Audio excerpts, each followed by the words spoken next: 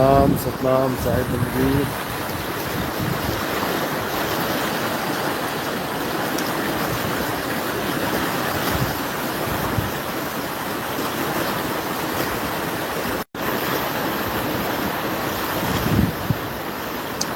जय सतनाम।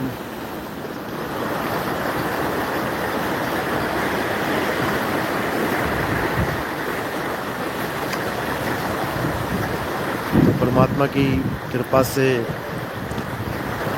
बंदी छोड़ की दया से ये मूल ज्ञान पूरे विश्व में फैलता ही जा रहा है और धीरे धीरे धीरे सब विवेकी हंस एक झंडे के नीचे आने की तैयारी कर रहे हैं। और आने वाले समय में पूरे विश्व में एक नाम, एक भाषा और एक झंडे की स्थापना होगी, बिल्कुल होगी। इसको कोई माई का लाल रोक नहीं सकता, क्योंकि ये परमात्मा का विधान है, ये परमात्मा की प्लानिंग है, ये परमात्मा का ही निर्णय है कि कलयुग में सतयुग आएगा तो आएगा, इसको कोई रोक नहीं सकता। तो मेरे भाइयों, अब वो समय आ गया है जिसके लिए सब संतों ने, सब भक्तों ने, सब ग्रंथों ने, सब धर्मों ने जिस समय की महिमा गाई है, वो समय अब आ गया है। अब केवल एक होना बाकी है। समय तो आ गया है, लेकिन एक होना बाकी है। और एक हम कब होंगे? जब हम सत्य असत्य का निर्णय कर लेंगे। जैसे जैसे हम सच और झूठ का निर्णय करते जाएंगे, हम सब एक होते जाएंगे। फिर हमें कोई अलग नहीं कर सकता, फिर कोई हमें भ्रम में नहीं डाल सकता, फिर हमें कोई जुदा नहीं कर सकता। सारे भ्रम, सारे झगड़े, सारे लफड़े, ये सब खत्म हो जाएंगे। और फिर से हिंदू, मुस्लिम, सिख, ईसाई कहते हैं ना, आपस में सब भाई भाई कहते ही हैं केवल। है नहीं, है नहीं। फिर ये हो जाएंगे, जो आज तक कहते आए हैं ये हो जाएंगे, जब ये जान पाएंगे कि हम सबका पिता सत्य है, हम सबका जनक सत्य है, हम सबका माई बाप सत्य है। और जब हम अपने पिता को पहचान जाएंगे तो हम सब अपने पिता में लीन हो जाएंगे, हम सब सत्य में ही लीन हो जाएंगे। बस सूरत समाए शब्द में और वाको काल ना खाए, शब्द ही सत्य है। अच्छे से समझ लो, शब्द ही हमारा पिता है, शब्द ही हमारा गुरु है, शब्द ही हमारा धनी है, शब्द ही हमारा स्वरूप है। हम हैं शब्द, शब्द हम माही, हमसे भिन्न और कछु नाही। शब्द न बिन से देही, और कहे कबीर हम शब्द सनेही। तो इसलिए मेरे भाई, हम जो हैं, हमें खुद को जानना पड़ेगा, तब बात बनेगी, नहीं तो नहीं बनेगी। नहीं तो पीछे दिख रही है ना बकरियां। ये मैं करते करते मैं ही बन जाओगे। आह आह आह। इसलिए अब मैं छोड़ो, मैं नाम है अहंकार का। अब तू पे आ जाओ। तू करता, तू भया, मुझ में रहा न हूं। जब आपा परखा मिट गया, जित देखूं तित तू। फिर ये अवस्था बन जाएगी, फिर हर घट में उस शब्द का प्रकाश हो जाएगा। फिर तुम सामने वाले को शरीर नहीं, फिर तुम शब्द ही मानोगे। फिर तुम जान जाओगे कि इसका स्वरूप भी शब्द ही है, केवल दिखने में ये शरीर आ रहा है, ये भी शब्द ही है, लेकिन अपने आप को नहीं जानता, इसलिए मन के कहे में कभी रावण बन जाता है, कभी कंस बन जाता है, कभी मेघनाद बन जाता है, कभी कुंभकर्ण बन जाता है, केवल मन के कहे में, नहीं तो उनका स्वरूप भी शब्द ही है। इसी प्रकार हमारे भी कई शिष्य हैं बेचारे जो आए तो थे शब्द गुरु करते करते उसके बाद उनको ये देही दिखाई देने लग गई तो ऐसे भी कई हैं जो मन के गुलाम हो गए हैं और मन की खुराक बनने की तैयारी कर रहे हैं। थोड़े दिनों में मन उनको चबा जाएगा, नामो निशान खत्म हो जाएगा, खेल खत्म, पैसा हजम। तो ऐसे भी हैं, खोटी किस्मत लेके आते हैं। लेकिन ऐसे भी हैं जो सच्चे दिल से अपने गुरु को शब्द मानते हैं, देह नहीं मानते। जो सच्चे दिल से अपने गुरु को शब्द गुरु मानते हैं, ये चमड़ा नहीं मानते, ऐसे भी हैं। उनके लिए सिंहासन आएगा, एक सिंहासन चढ़ चले और एक बंधे जंजीर। समझ लो बात को। तो इसलिए अब एक ही चीज समझनी है कि कैसे शब्द की प्राप्ति हो। जब तक शब्द की प्राप्ति नहीं होगी तब तक कल्याण नहीं होगा। तो शब्द कैसे मिलेगा? शब्द भेदी गुरु से मिलेगा। शब्द भेदी गुरु तुम्हें शब्द का ज्ञान देगा, तब तुम्हारा कल्याण होगा, अन्यथा नहीं हो सकता। तो कह रहे हैं गुरु गुरु में भेद है और गुरु गुरु में भाव, सोई गुरु नित वंदिए जो शब्द बतावे दाव। हम वो गुरु को वंदना करते हैं जो शब्द का दाव बता दे, जो शब्द का भेद समझा दे। हम उस गुरु की वंदना नहीं करते जो मंत्र जपवा दे, तंत्र में फंसा दे, जो पूजा पाठ में उलझा दे, गंगा जमुना में उलझा दे, जो मूर्तियों में पत्थरों में उलझा दे। हमारा वो गुरु नहीं है। वो दुनिया का, जगत का गुरु हो सकता है, भगत का गुरु नहीं हो सकता। समझ लो, ब्राह्मण गुरु है जगत का, अरे भक्तों का गुरु नहीं। उलझ पुलझ के मर गया चारों वेदों माही। ये पूजा करने वाले, पाठ करने वाले, ये पत्थर पूजने वाले, ये जितने भी ब्राह्मण हैं, आजकल तो ब्राह्मण भी संत बन गए हैं। आजकल ब्राह्मण भी खुद को ब्राह्मण नहीं कहलाता, कहता मैं भी परम संत हूं संत की डेफिनेशन नहीं पता कि संत कहते किसे हैं, लेकिन ब्राह्मण नहीं कहलाते आजकल। आजकल संत लगा रखा अपने नामों के आगे, और संत की परिभाषा तक नहीं जानते। पत्थर पूजने वाले संत नहीं होते, समझ लो।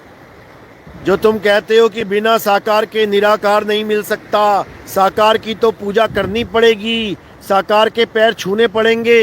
अरे तुम साकार भी ना समझ पाए, तुम पत्थर को साकार मान के बैठ गए।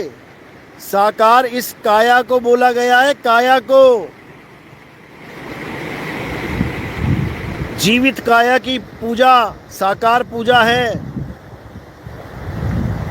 इन 5 तत्व जीवित तत्वों की पूजा साकार पूजा है। पत्थरों की पूजा साकार पूजा नहीं है, वो तो पत्थर है, वो तो नकल बना रखी है साकार की। साकार शरीर की नकल है वो। जब 5 तत्व मिलके साकार सृष्टि बनाते हैं उसको साकार कहते हैं, और जब ये 5 तत्व अपने अलग अलग हो जाते हैं तो वो निराकार हो जाता है। समझो, ये आकाश तत्व से ही सारी सृष्टि उत्पन्न होती है। आकाश तत्व ही निराकार है, यही हमारे घट के अंदर विराजमान है, यही 3 लोक का मालिक बना हुआ है।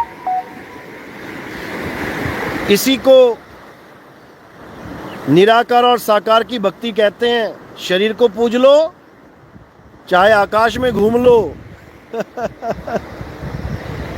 इसी आकाश से चारों तत्व साकार पैदा हो जाते हैं, साकार सृष्टि बन जाती है। नहीं तो आकाश तो है ही है निराकार, लेकिन हमारा स्वरूप, परमात्मा का स्वरूप, ना साकार ना निराकार, इन लोग को ये समझ में नहीं आ सकता। अरे कोई सरगुण में रीझ रहा, कोई निर्गुण ठहराए, अटपट चाल कबीर की मुंह से कही ना जाए। तो साकार निराकार दोनों से न्यारा, और जानेगा कोई जानन हारा। ये लोग नहीं जान सकते, भूल जाओ। ये भरमा सकते हैं केवल, इनके बस की बात नहीं है कि तुम्हें सरगुण निर्गुण दोनों से न्यारा ज्ञान दे दें। इसलिए क्या करना है? इसलिए शब्द भेदी गुरु की खोज करनी है, तत्वदर्शी गुरु की खोज करनी है। तत्वदर्शी तुम्हें बताएगा किस तत्व के साथ जुड़ना है और किस तत्व को त्यागना है। वो तत्वदर्शी का काम है, वो इन मंत्र जापियों का काम नहीं है, जपी तपियों का काम नहीं है। ये तो खुद भी जन्म बर्बाद करने आए हैं और तुम्हारा भी जन्म बर्बाद करेंगे। ना इनके पल्ले कुछ है, ना तुम्हारे पल्ले कुछ रहने देंगे। इसलिए इन लोगों से सावधान रहो। भले लाखों करोड़ों की भीड़ इनके साथ है, इस गलतफहमी में मत रहना कि इनके पास सत्य है।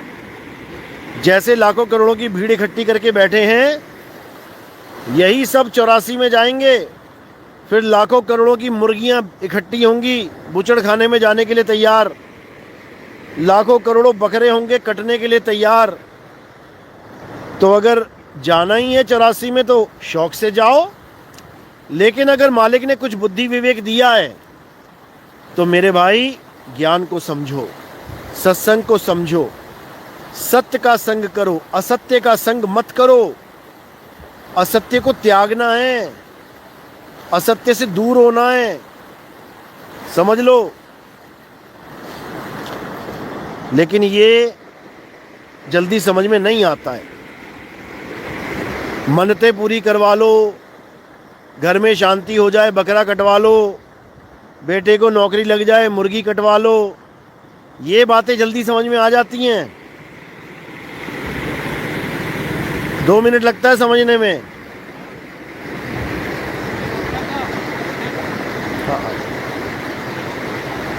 बाद में, हाँ बाद में देखते हैं, अभी लाइव चल रहा है, बाद में। तो जब तक हमें ये नहीं समझ में आ गया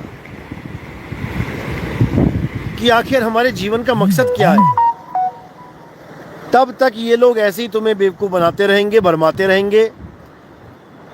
और अगर एक बार भी तुम्हें समझ में आ गया कि तुम्हारे जीवन का मकसद क्या है, उसके बाद इनकी दाल गलने वाली नहीं है। फिर ये रोते नजर आएंगे तुम्हारे आगे। तुम्हें एक बार समझ में आ गई ना कहानी कि इस दुनिया में क्यों आए हो, इंसान चोला धारण करके, केवल और केवल आत्मज्ञान को प्राप्त करने के लिए, कोई मंत्र वंत्र जपने के लिए नहीं कि अल्लाह अल्लाह जपना है, वाहिगुरु वाहिगुरु जपना है, कबीर कबीर जपना है, राम राम जपना है। ये करने के लिए नहीं आए हो। यहाँ आए हो अपने आत्म स्वरूप को प्राप्त करने के लिए। तुम क्या हो? अभी 2-3 दिन पहले एक फ़ोन आया मुझे, एक आदमी था, पहले तो बड़ी बड़ी बातें करने लग गया। मैंने रमना जी का भी सत्संग सुना है, महर्षि रमन का, मैंने फलाने का सत्संग सुना, मैंने ढिकाने का सत्संग सुना। मुझे पता लगा कि हु एम आई, मैं कौन हूँ, मुझे ये जानना है मैं कौन हूँ। मैंने कहा हाँ फिर, लेकिन आप कहते हो कि नाम नहीं जपना है जी, राधा राधा नहीं करना है जी, आप ऐसा क्यों बोलते हो? मैंने कहा गई भैंस पानी में। अभी बड़ी बड़ी बातें कर रहा था कि who am I, who am I, मैं कौन हूँ, मुझे ये जानना है।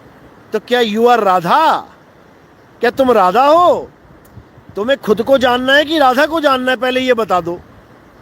तुम खुद को जानना चाहते हो कि राधा को जानना चाहते हो? तुम खुद को पाना चाहते हो कि राधे को पाना चाहते हो? ये बताओ। इतनी सी बात नहीं खोपड़ी में घुस रही है तो क्या भक्ति करोगे? इतनी सी बात, छोटी सी बात। तुम्हें खुद के स्वरूप को जानना है, तुम्हें किसी राधा या किसी सीता या किसी दुर्गा जी या किसी शंकर जी या किसी हनुमान जी या किसी नानक जी या किसी रविदास जी या किसी कबीर साहब जी या किसी तुकाराम जी या किसी नाभा साहिब जी या किसी और संत के स्वरूप को प्राप्त नहीं करना है। समझो, तुम्हें तुम्हारी खोज है, अपने आप को जानो। जब लगना चीनोगे आत्म, यानी जब तक खुद को नहीं जानोगे तब लगना मिली है परमात्म। तो ये क्यों नहीं समझ में आ रहा है? और जिस दिन ये समझ में आ गया उसके बाद कोई राधा राधा नहीं, कोई राम राम नहीं, कोई श्याम श्याम नहीं, कुछ नहीं, केवल एक तत्व, आत्म तत्व। इसीलिए बार बार मैं बोलता हूं कि भगवत प्राप्ति का मतलब होता है किसी भगवान को देख लेना, किसी को भी देख लेना।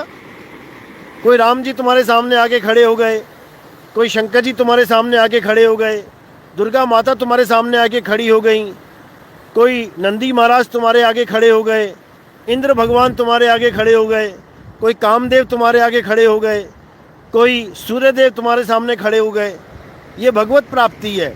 यानी तुम्हें अपना ज्ञान नहीं हुआ, तुम्हें अपने स्वरूप की प्राप्ति नहीं हुई, तुमने किसी और को देख के सत्य मान लिया। अब वो क्या है? वो मन के ही सारे स्वरूप हैं। जैसे अर्जुन को सारे स्वरूप दिखाए इस मन ने, नाना प्रकार के स्वरूप दिखाए, हजारों लाखों शरीर सामने खड़े हो गए। इसी प्रकार जहां तुम्हारी सुरता टिकी है, तुम जिसका दर्शन करना चाहते हो, ये मन उसी का दर्शन करवा देता है। समझो इस मन की चाल को, ये मन ही निरंजन है, मन ही स्वरूपी देव निरंजन। अरे तुम्हें राखे भरमाई हो, तुम्हें भरमा के रख रखा है इसने। ए हंसा तू अमर देश का, पड़ा कालवश आई हो। लेकिन ये किसी को समझ में नहीं आता। तो अब क्या करना है? अब इस काल के जाल से निकलना है मेरे भाई। अब नहीं फंसना इस मन के जाल में, अब नहीं फंसना इस दज्जाल के खेल में, अब नहीं फंसना इस अलख निरंजन के जाल में, इस काल निरंजन के जाल में। तो अब अपने स्वरूप को जानना है। भगवत प्राप्ति कौड़ी कहानी, समझो। और तत्व ज्ञान हीरा नूरानी, आत्म ज्ञान हीरा नूरानी, भगवत प्राप्ति कौड़ी कहानी। भगवत प्राप्ति जो कहते हैं बहुत बड़ी चीज है, बड़ी चीज है कौड़ी कहानी।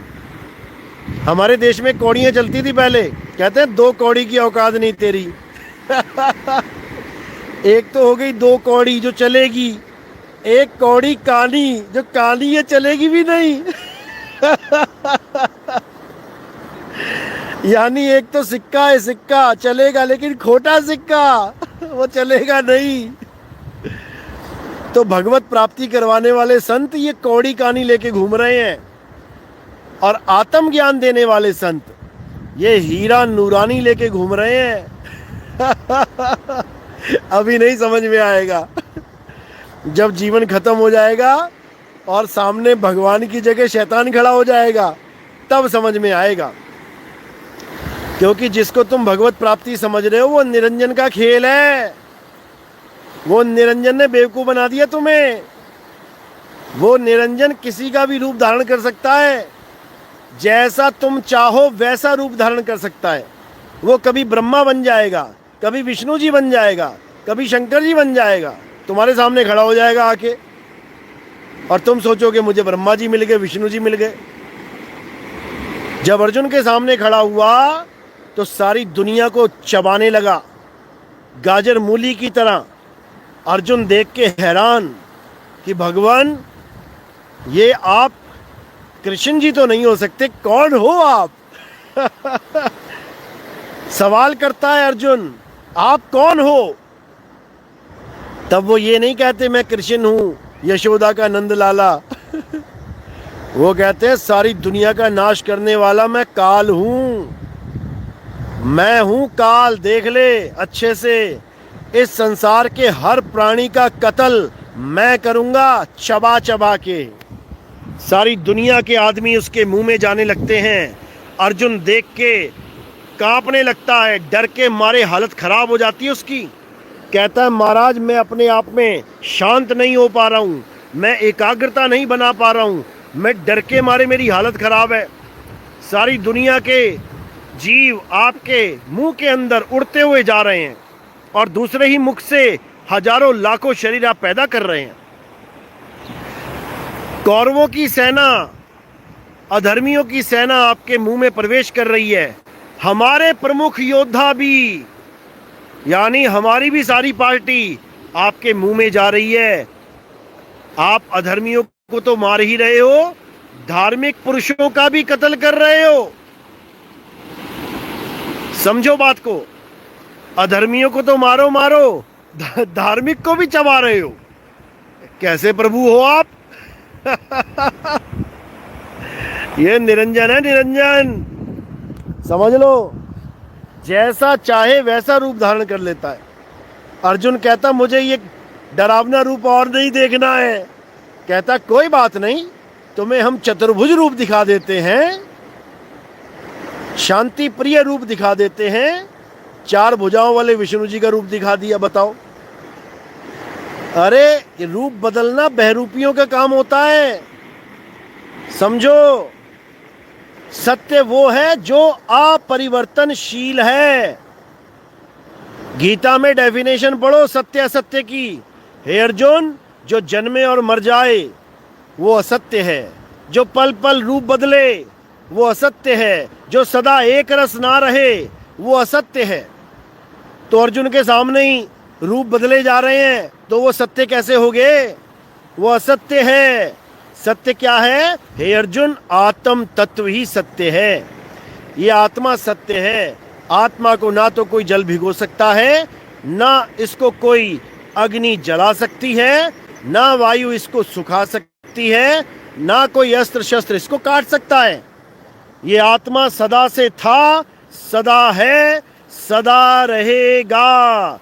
ये आत्मा अजन्मा, नित्य, शाश्वत, पुरातन और सत्य सनातन है। क्यों नहीं समझ में आ रहा तुम्हारे?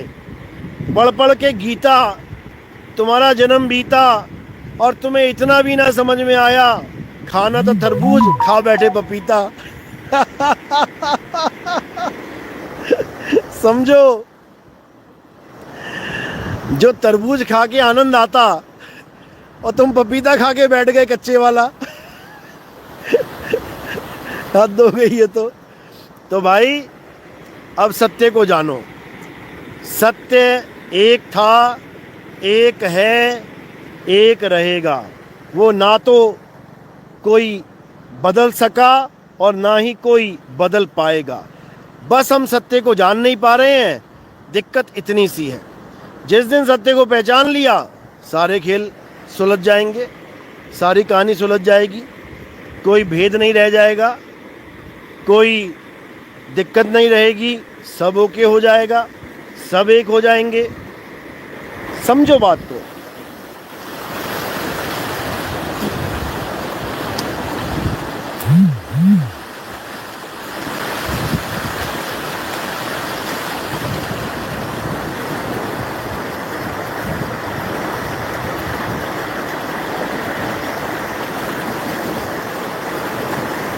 तो भाई हम तो समझा समझा के आधे हो गए। समझा समझा के हम हो गए आधे। तुमसे ना छूटी राधे राधे राधे। चलो ठीक है भाई। जय जय बंदी छोड़ की, जय सतनाम। मिलते हैं थोड़ी देर के बाद। अब निकलने का समय हो गया है। साहिब बंद की सतनाम, जय बंदी छोड़ की, जय सतनाम।